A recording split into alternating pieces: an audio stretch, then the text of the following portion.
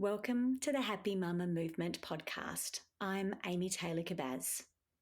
I would like to start by acknowledging the Gadigal people of the Eora Nation on which this podcast is recorded as the traditional custodians of this land, and pay my respects to the elders past, present, and emerging. And as this podcast is dedicated to the wisdom and knowledge of motherhood, I would like to acknowledge the mothers of this land, the elders, their wisdom, their knowing, and my own elders and teachers. Welcome back, mamas.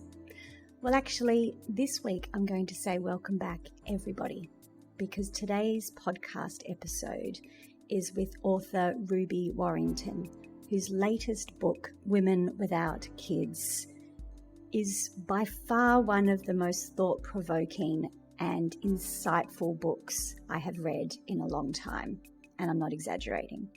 Ruby is a woman without children, and in her process of being okay with that decision, she began to look around and research the assumptions we have around women, of our assumptions of we should want to become a mother and love every moment of it, what our culture says about women without kids.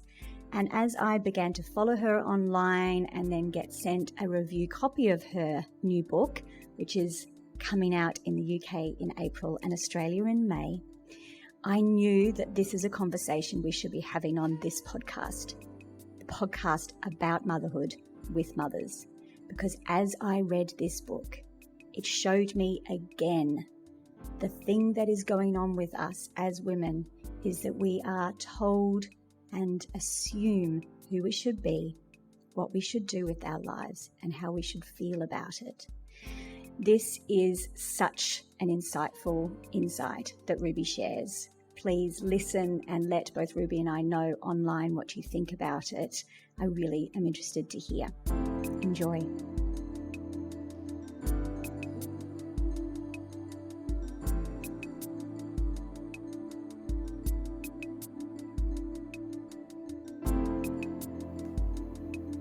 Ruby, welcome to the Happy Mama Movement podcast. It is so exciting to speak to you. I have been poring over your book in the last few days. I was just saying to you that I'm frustrated because I'm reading a pre-publication version as a PDF on my computer, and I want the physical copy in my hands so I can underline almost every single sentence. But thank you for being here and for bringing this conversation to this space. Well, thank you for having me. I'm really thrilled to be invited by you. And I'm so excited to hear what's kind of come up for you in the reading. And I think that was one of my, even as I was writing it, it's been edited so tightly. It does feel like there's something to think about in almost every line of this book. Really? The editing process was intense. And so, yeah, I'm because I think it's I've been saying all along, this is a conversation starter, and that's what I want for this book, so I'm really happy to be having a conversation with you today. If I may, I'd like to actually start by reading something to you that you wrote from your book, because I think it's important to say right up front, because this is a book about women without kids.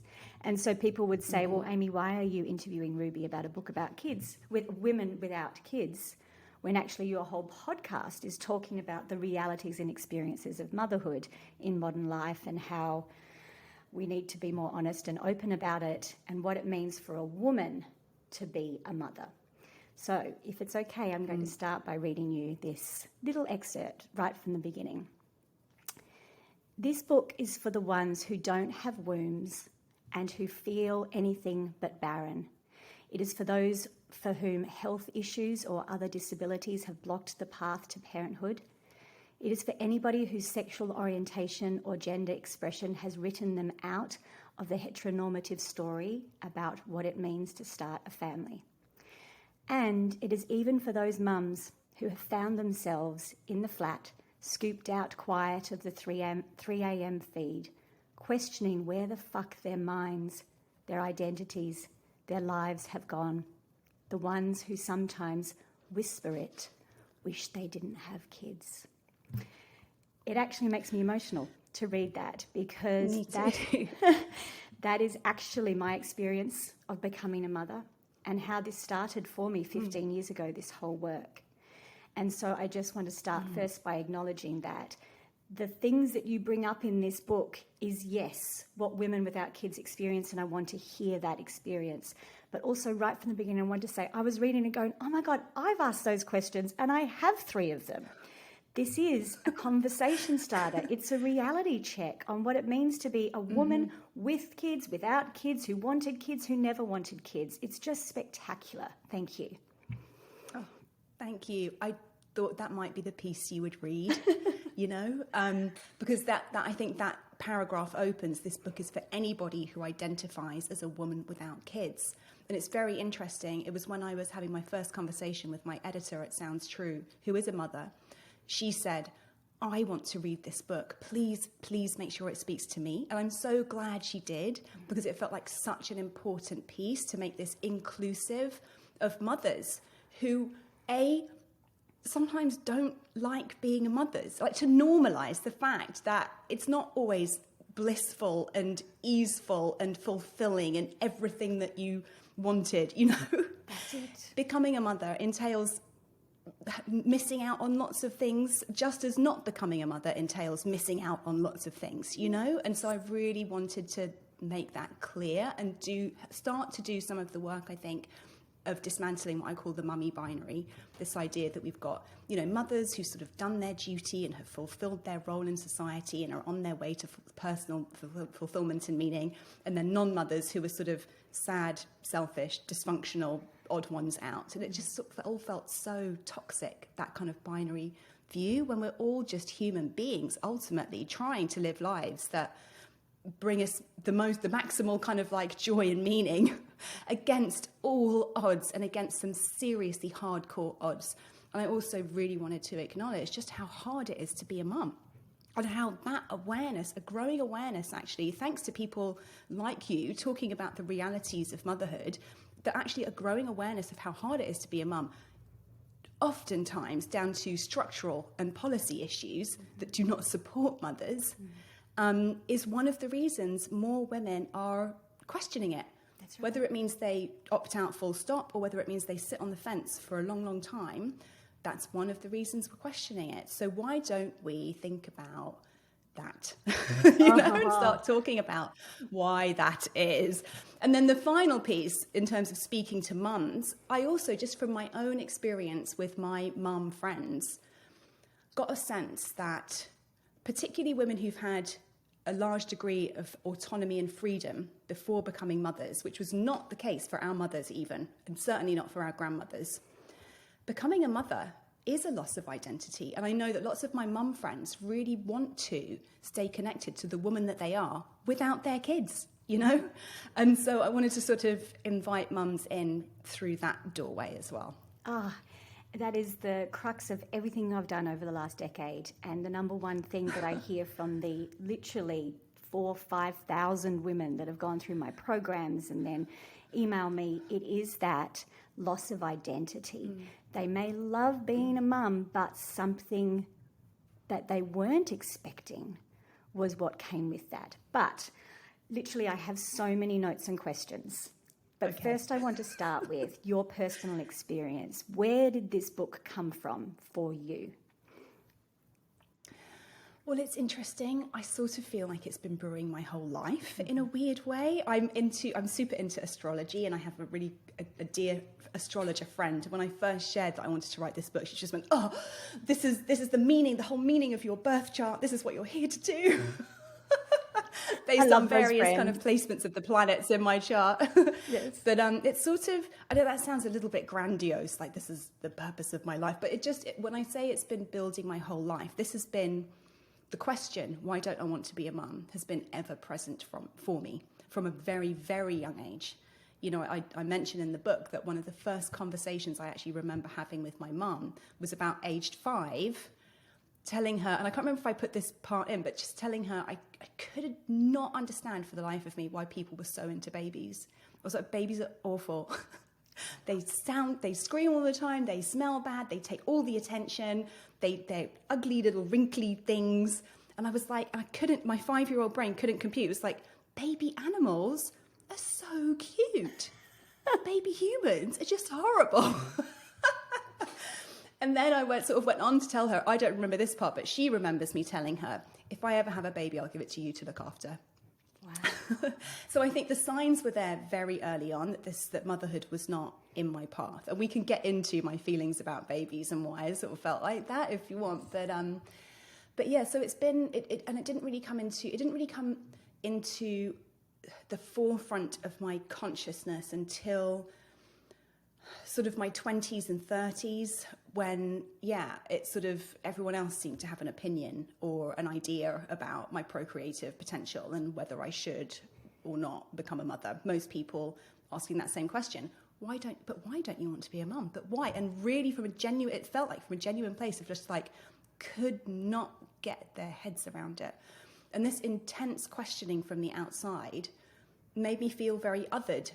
But within that othering, I didn't necessarily lose confidence in my own knowing about this. I was very fortunate to, get a degree in journalism and a career I was really interested in, do really well in that career in London, sort of just I felt very fulfilled. I'd also met my husband when I was pretty young.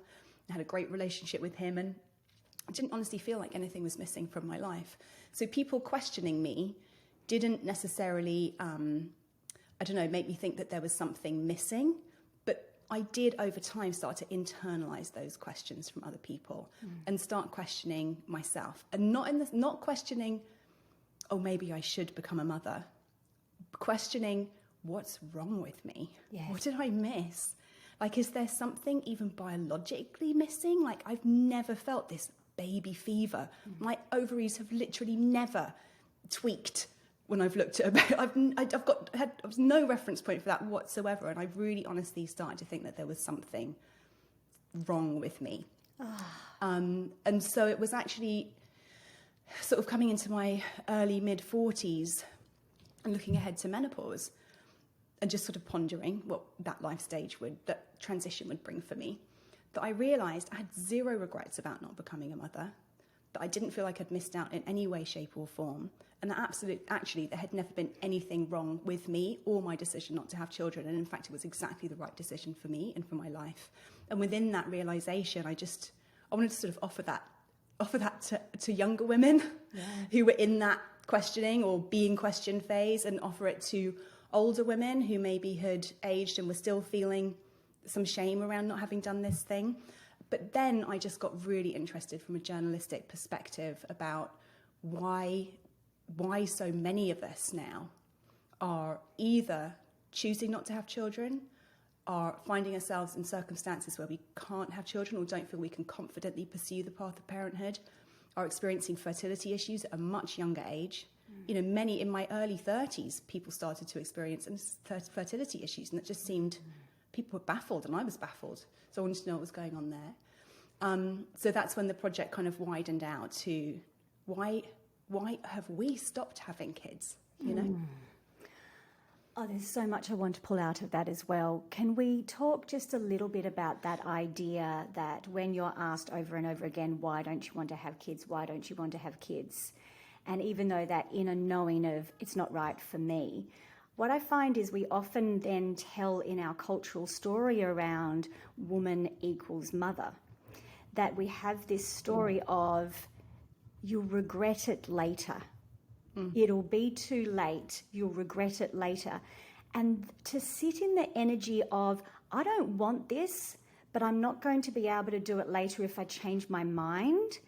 Oh my God, it actually almost makes me physically sick. That, and I'm not exaggerating there. That is such a horrendous place to put women you are feeling that this isn't right for you, but you know what?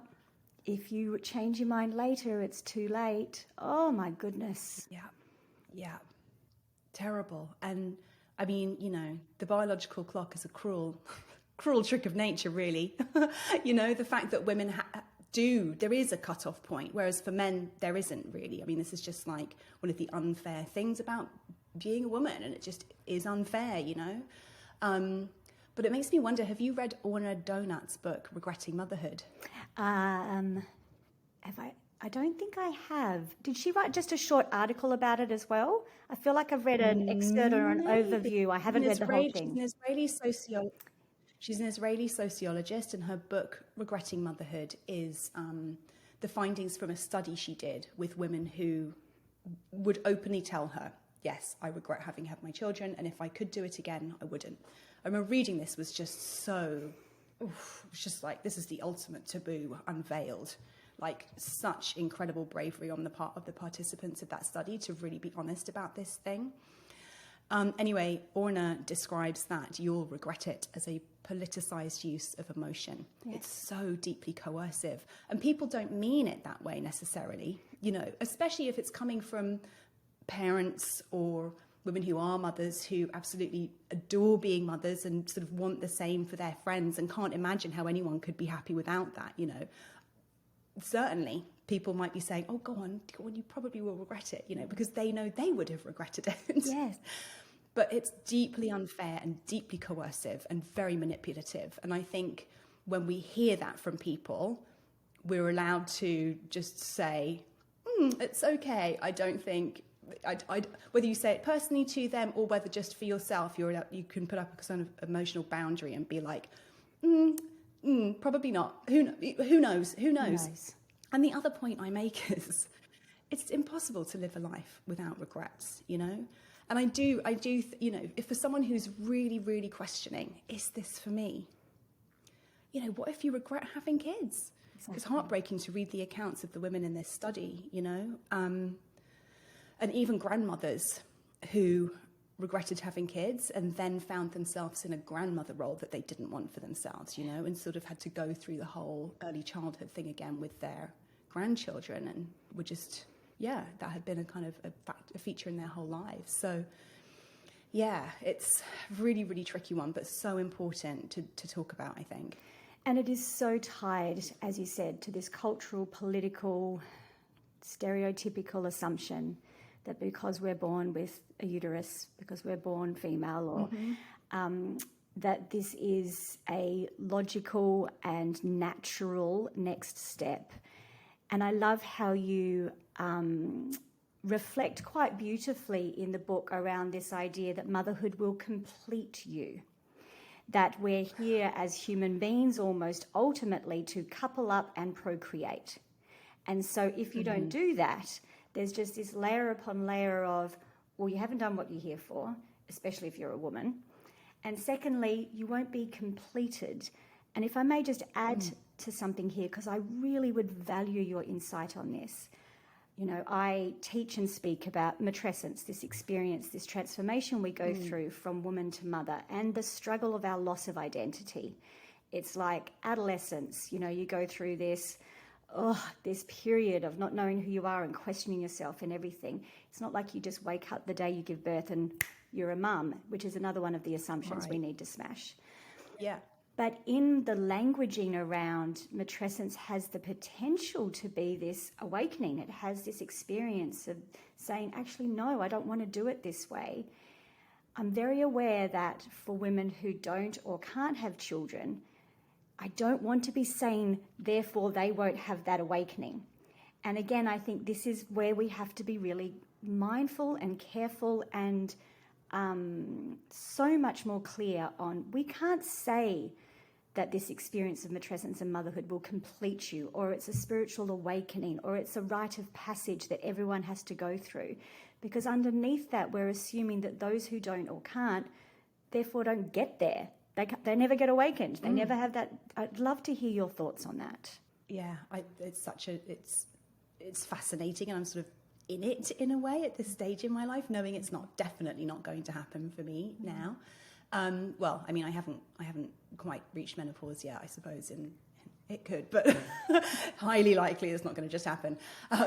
But before I answer that, I want to just touch on one thing you said. You said something about, like, you know, we've been taught that motherhood is this logical thing that just happens to all women. Actually, motherhood is completely illogical. It's presumed to be biological in that our body is deciding for us that we must have children, and that it's biological imperative is to have children. But I think this is, when you apply logic to the question, should I have children, is illogical. It's completely illogical a lot of the time. Do you know what I mean? There are so many. If you were going to be really kind of like, yeah. It's almost like saying, just because I can run doesn't mean I have to be a marathon runner. You know, just because I have ovaries doesn't mean I have to do this. I love how you've differentiated between the biological and the logical. You know, just because I have legs and I have the ability to run doesn't mean I'm going to be in the Olympics. Well, this reminds me of another interview I did for the book with a psychologist called Jeannie Safer, who wrote a book called Beyond Motherhood in the 90s. That was one of the only books I've actually been able to find that really gets into the psychology of not having motherhood, not having kids. And she said, when we finally get that our psychology is separate from our biology, then we will be free. And I just love that quote, you know? But anyway, to your point about matrescence, I learned about matrescence when I interviewed Aurelie Athan, whose work you may be familiar with. She's a lecturer at Columbia University, and she wrote a paper in 2020, just as I was putting my book proposal together and compiling all my ideas. It was published on the concept of reproductive identity. So there's a whole section on reproductive identity in the book. She talks about reproductive identity being important because our reproductive status, whatever it might be, and whatever gender or sex, biological sex we are, our reproductive status has a huge impact on how we see ourselves, how others see us, and how we are treated as a result. It's a big one of the identity markers, actually, and has been ignored because it's been so presumed that parenthood is everybody's destiny, you know, women more so, but I mean, honestly, men too, actually. And I do think one of the conversations that will come out of this is men without kids. Anyway, that's a bit of an aside. But yeah, in terms of matrescence, I sort of talk in that section about how there are so many experiences that can, quote unquote, grow a person up, you know? Exactly. I've also spoken to, and what came out, I conducted a survey, an online survey for research, and something that really came through in that, and something I can relate to in my own story as well. For quite a few women without kids, they feel like they made that transition to quote-unquote mother or caretaker, let's say, quite early on. Whether it was caring for a parent, whether it was caring for younger siblings, they felt that they had kind of already done their mothering and they were burnt out on the mothering front. Wow. They'd already kind of like grown up in that way, you know? Yes, I do. And that's something I can slightly relate to in my own story, just being the elder sibling in, you know, a family where my parents divorced when I was pretty young. And yeah, my mum leaned on me a fair amount for support in all sorts of ways. So yeah, I mean, I think that this idea that becoming a mother sort of grows us up, yes, undoubtedly it's its own distinct and specific sort of life transition, but there are so many life transitions. Losing a loved one, grieving, you know, hugely important life transition. In my case, like my previous book was called Sober Curious, quitting drinking and stepping out of the drinking culture. I mean, it sounds so simple and surface, but the amount of soul searching that people are confronted with, even in kind of like walking that alternative path, is really, it really develops you in strong ways, you know. And I kind of make the point that actually walking any path that diverges from the norm really does, it means looking at yourself pretty hard, because it means you internalize all those questions. What's wrong with you? Why aren't you doing this thing? You then have to sort of answer them for yourself, and that self-inquiry brings about its own sort of, you know, personal development. So yeah, that's kind of where I go with that. But I did, when I interviewed Aurelie, she did sort of, and I only realised this as I listened back to the tape afterwards, and I'll have to have another conversation with her. She did say that there is a body of work that looks at the transition to non-motherhood.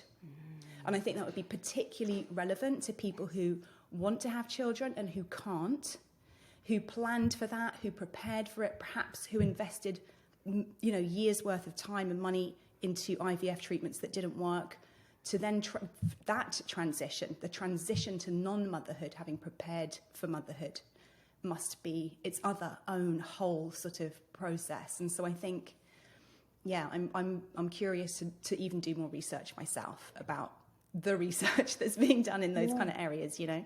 Yes, please do. I would love to hear that too. I mean, Aurelie's work inspired everything that I now do. She's phenomenal in this space. And I remember when she was telling me about how she first began her research, was that she was looking at the transformation someone experiences at the end of life, witnessing the end of life, and how that changes you. It makes you look at your values, your priorities. You look around the world in a completely different way. Like, you are the person before they died, and then you're the person who after they died.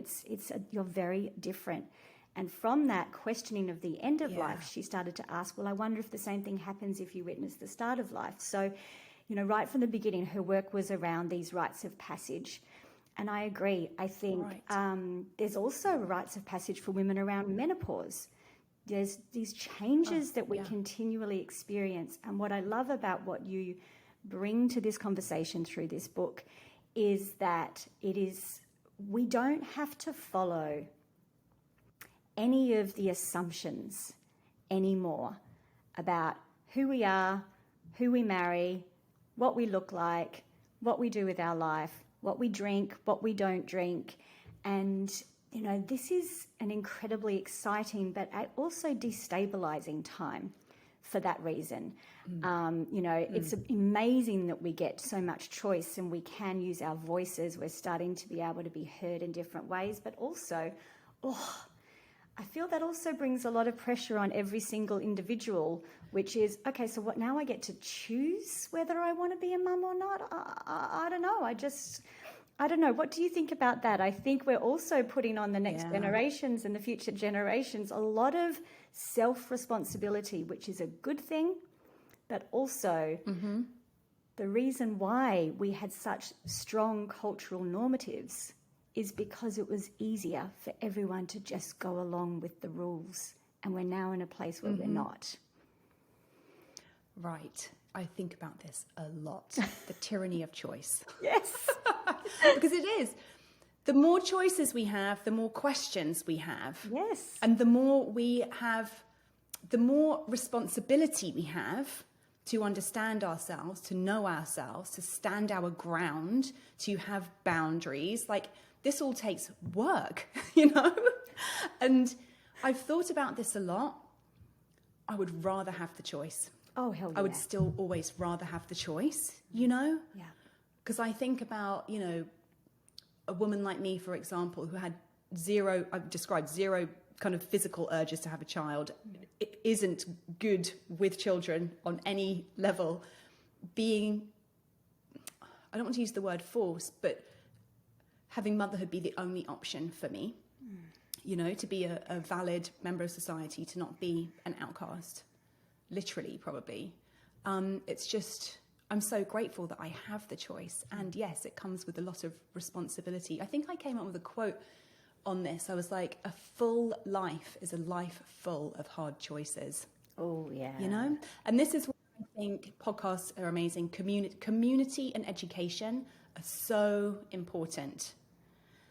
Education, because, yes, we need to be informed about the choices we're making. And not just informed about, like, what the choices are, but, you know, the different factors that are kind of shaping our thinking about those choices too, right? And community, I honestly think is just is probably the most important thing, to find other people that we can talk to. When we're trying to figure it all out in our head, it's so easy to get lost in these kind of like spirals of just confusion, honestly. And the more we can vocalize and be with other people who might be grappling with the same choices as us and sort of talk it out together, the better equipped I think we are. Trying to do it on our own is just so lonely, especially when it's a choice as big as this, which has literally centuries of conditioning and baggage attached to it, you know? I agree. In fact, I'm just pulling it up here, sorry. The full title of your book is Women Without Kids, The Revolutionary Rise of an Unsung Sisterhood. I really wanted to ask you about the sisterhood and what you meant by that. And it feels to me like a rallying call of, hey, we need to come together and speak up here. So what did you mean by that subtitle? My publishers really wanted it to be a rallying cry. Oh, and good. I was a bit Well, it like, worked. well, it's actually more of just a, you know, it's a sort of an intricate and emotionally laden deep dive into this subject. But the revolutionary rise of an unsung sisterhood. Unsung sisterhood was there from the beginning of concepting this book, because what I really felt was, while there's a literal living thing that kind of mothers have to bond them, this, you know, this experience of gestating, birthing, nurturing another human being, a very specific experience. Women without kids don't have that. What we have to gather around is a space, an empty space, you know? And so we just don't. I haven't, in my 46 years, been invited to one Women Without Kids gathering, support group, friend hangout. It just isn't a thing.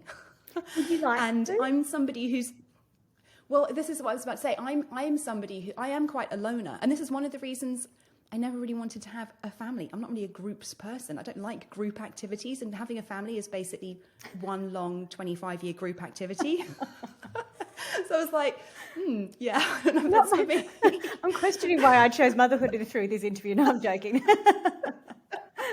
But yes, I think there will be women who do want to gather in communities, and I think probably especially Definitely. the ones who wanted to but can't have children. I think that would be... And there are groups. There are actually groups. You're probably familiar with Jodie Day and Gateway Women. She has an incredible online group and organises all sorts of amazing events for the involuntarily childless.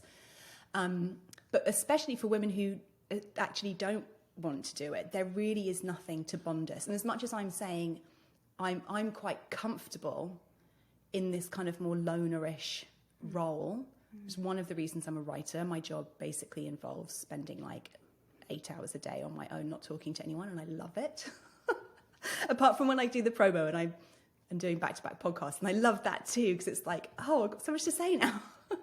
But anyway, but I have felt that otherness in the lack of community. I'm the only one. There's something wrong with me. I'm the only one. There's something wrong with me.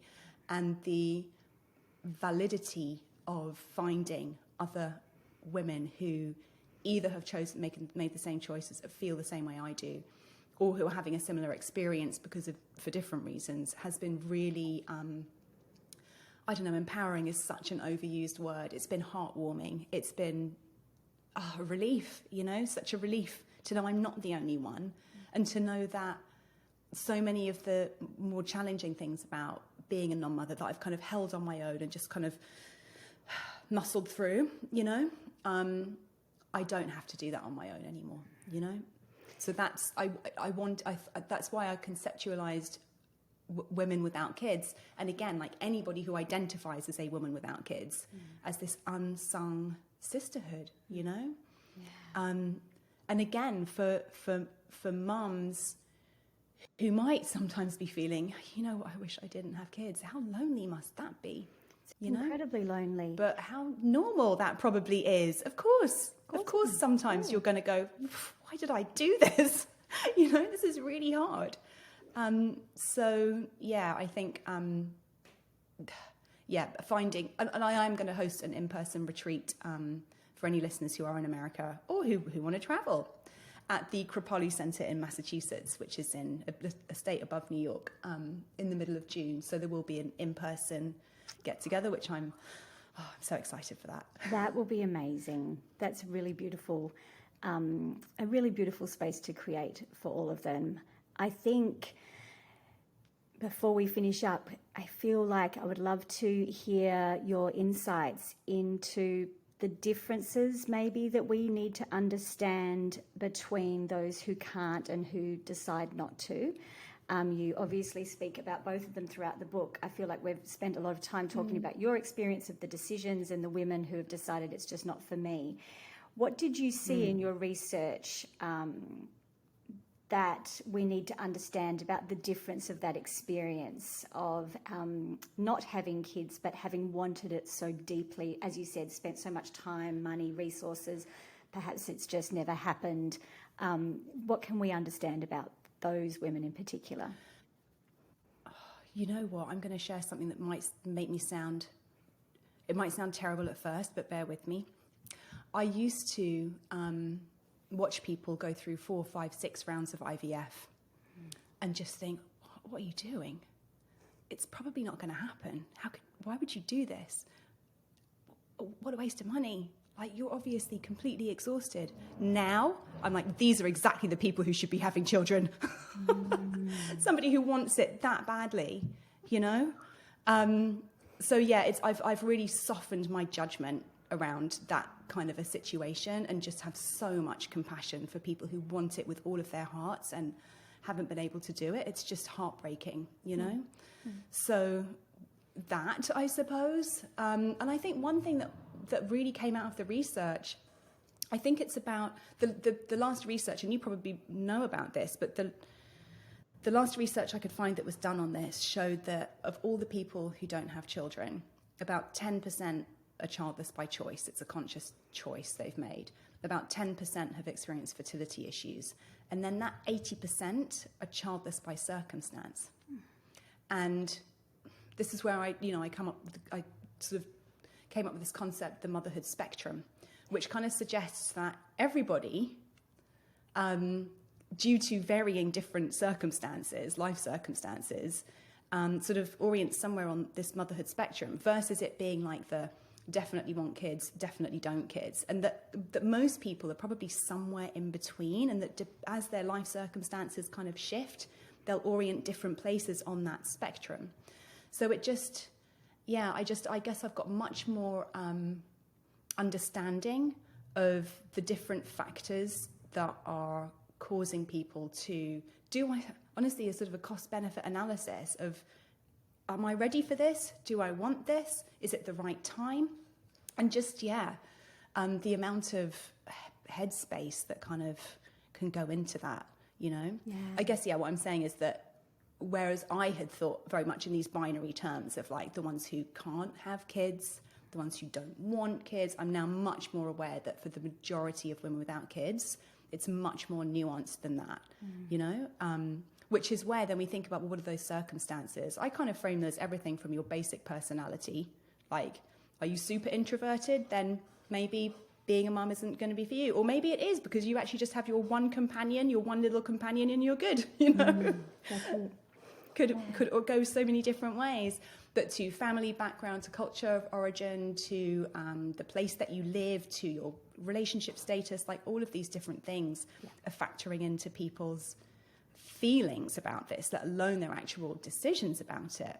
And just, I just have a much more heightened awareness of that, and so much just respect for, again, how much pressure people feel when they're grappling with this literally life or death, irreversible decision, you know?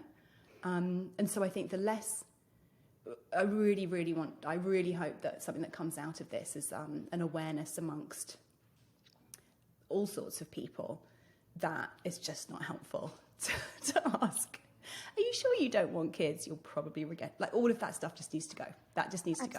We need to have big respect for the pressure that people are under, the knots they're tying themselves into around this.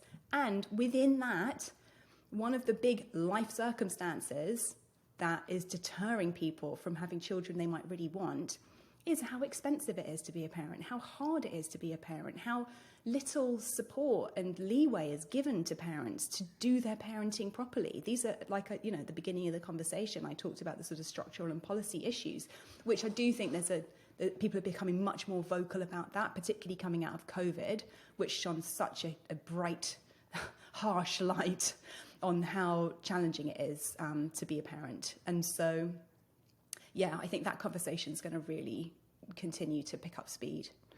Yes, I agree. And I think, to bring all of this together, that's the thing that this book and your work is doing for all of us, whether We're past having kids, when we didn't, we couldn't, we are in the middle of it, we haven't made our decision yet, whatever it is. I love your idea of the motherhood spectrum. It's showing us that this isn't a binary black and white thing. You were born this way, so therefore you must do it. And if you don't, there's something wrong with you. And also invites us to look at that if we do become mothers and we don't love it, that's okay too. And maybe it's not about us or our bodies or our connection with our children. It's about the system, the structures. You know, for so many women, having children is the end of their career. We like to think that that's different in this day and age, but it's not. It's at least a massive pause. Superannuation gaps for women compared to men is directly linked to having children. Like, this is such a huge and important conversation, and I just am so grateful for the obviously beautiful hours of introverted writing that you have done to pull all of this together for us, because it hundreds. I stopped counting. I have like an hour tracker because I work as a book coach and a manuscript coach in my day job, and I help people. And so I have an hour tracker where I track how many hours I'm spending on people's projects. I started tracking the hours I was spending on this, and it just became too depressing. I was like, no, this is ridiculous. I'm just not gonna think about it. Well, it was paid off. Anyway, yes. It is spectacular. Thanks. It's out in the UK in mid-April, early May for Australia. Please keep an eye out for it. As I said, I'm waiting for my hard copy in my hand so I can underline it and do all of the things. But thank you for your honesty, your courage, your bravery. I think this is a conversation changer, this book. So thank you. Well, thanks for having me. It's been great talking to you. Thank you. Ruby's book, Women Without Kids, is out now in America, due out in the UK in April and Australia early May. Please follow her online to get all the latest details and check out the notes in the show notes. I hope this conversation, no matter what spectrum of motherhood you are on, has shown you that this is so nuanced. There's so much here for us to think about and question. The decisions that we make about our lives and the certainty we hold around it is so layered, and we are here to be able to redefine that for ourselves, each and every one of us. Thank you for listening. Thank you for being here. Until next week, Sat Nam.